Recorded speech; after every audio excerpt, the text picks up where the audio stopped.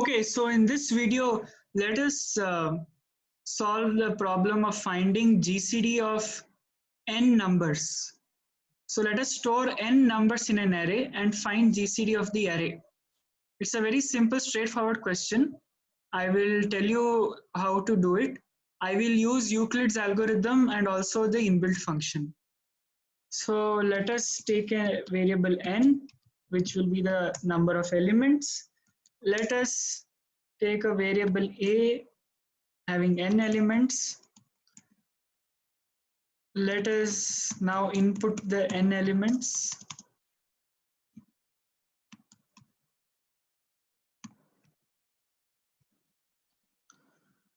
So now let us take a variable ans.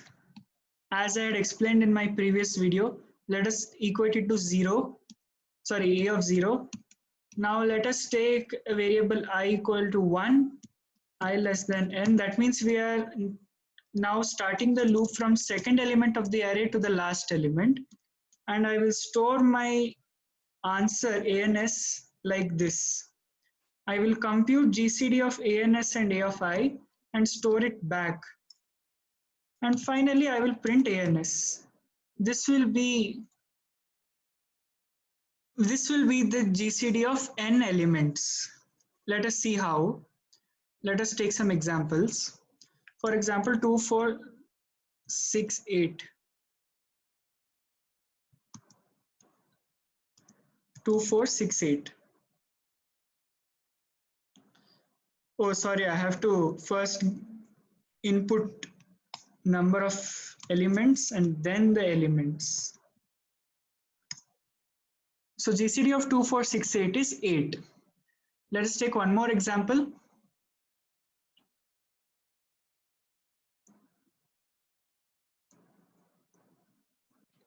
Let us take 5 elements, 2, 4, 6, 9, 10.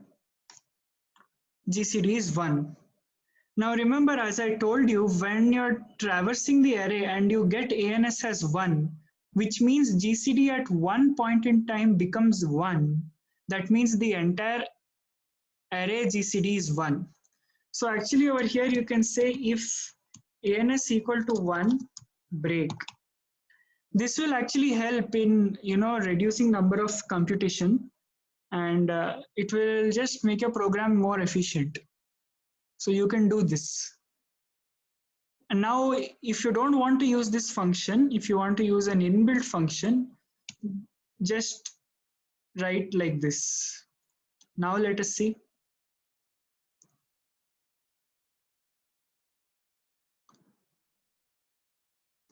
Now if I say 4, 2, 3, 4, 5, my GCD is 1. Now see, GCD of 2 and 3 is 1. As soon as it becomes 1, it will break. So that's all for this video. And my upcoming videos will be on math concepts only. So stay tuned if you want to learn. Thanks for watching. Bye.